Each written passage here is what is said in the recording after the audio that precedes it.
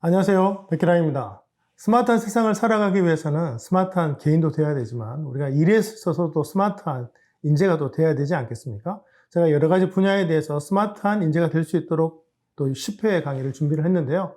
이번 10회의 강의 주제의 핵심은 스마트 제조입니다. 이제 제조업에 대해서 공부를 하면서 우리나라의 또 사업의 근간이기도 하죠. 이 제조업에 스마트한 인재가 나타날 수 있도록 제가 열심히 준비하겠습니다. 오늘 첫 번째 시간은요, 이제 스마트 제조란 무엇인가를 살펴보는 시간인데요. 스마트 제조에 대해서 여러분들과 함께 진행을 해보도록 하겠습니다. 제 4차 산업혁명이라고 들어보셨나요? 아마, 꽤 많은 사람들이 들어봤지 않을까 생각하고요. 지금 4차 산업혁명 시대를 살고 있다 보니까 또 많은 변화들을 경험하고 있죠. 클라우스 슈밥이라는, 다보스 포럼의 의장이 4차 산업혁명에 대해서 이제 거론을 했었는데요. 지금 누구나 이 4차 산업혁명에 대해서 충분하게 이해하고 있고, 많이 거론하고 있는 시대가 아닌가 생각을 합니다. 사실 우리가 일하는 모습, 일하는 일터에 대해서 생각을 해보면 많은 것들이 굉장히 비효율적이고 지저분했고 그 다음에 먼지도 많았고 그 다음에 위험한 경우도 참 많았죠. 그런 여러 가지 문제들이 이제 많이 개선되는 과정에서 수많은 어떤 설비라든가 인프라가 개선되기 시작을 했고요. 그 과정에서 4차 산업혁명이 등장하게 되는데요. 사실 우리가 이전에 어떤 그 공장이라든가 생산 현장을 생각하다 보면 4차 산업혁명을 어쩌면 당연히 와야 되고 반드시 와야 되는 그런 주제가 아닌가 생각을 합니다. 우리는 지금까지 여러 차례 어떤 변화들을 경험해 왔는데요.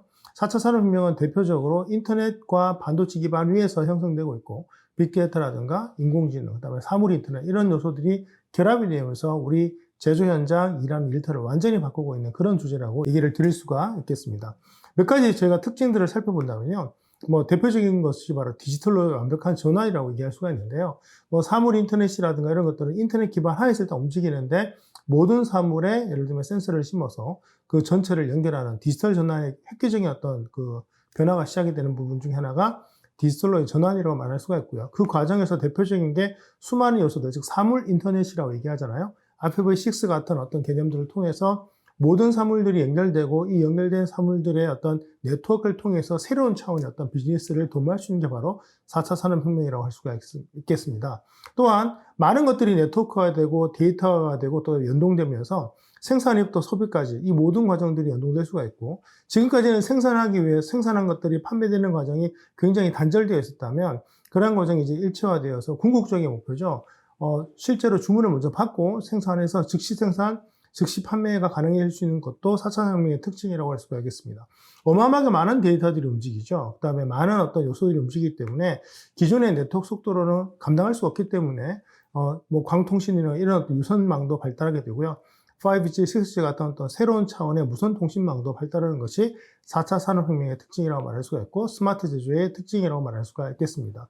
3D 프린터 들어보셨나요? 혹은 3D 프린터를 장착한 트럭에 대해서 들어보셨나요? 이제 큰 제품만 아니라면 프린터의 사이즈에서 생산할 수 있는 거라면 언제 어디서나 설계도를 받아서 생산할 수 있을 때 이제는 우주선이라든가 군함 안에서 필요한 부속을 그때 생산해서 바로 이제 사용할 수 있는 그런 시대가 온다고 얘기를 하는데요. 그런 점에서 어떤 프린팅 혁명, 그 다음에 제조 기기의 혁명들이 일어나면서 언제 어디서나 생산할 수 있는 시대가 오게 되고요. 그리고 많은 것들이 또 인간 중심으로 또 변하면서 보다 더 안전하고 무거운 물건들을 옮길 때에도 사람의 힘을만 쓰는 게 아니라 기계의 힘을 빌어서 사람이 좀 더 쉽게 생산을 하게 됨으로써 더 많은 능력을 또 발휘하게 해줄 수 있는 게 또 4차 산업혁명의 특징이라고 말할 수가 있겠습니다. 이 모든 것들이 결합이 되어서 4차 산업혁명이 시작이 되었고 그 기반 위에서 또 기존의 4차 산업혁명에서 또 볼 수 없었던 수많은 어떤 개선 사항들이 더해지는 과정이 스마트 제조라고 할 수가 있기 때문에 여러분들이 스마트 제조에 대해서 관심을 가져보신다면 4차 산업혁명에 대해서 출발해 보시면 좋을 것 같고요. 또한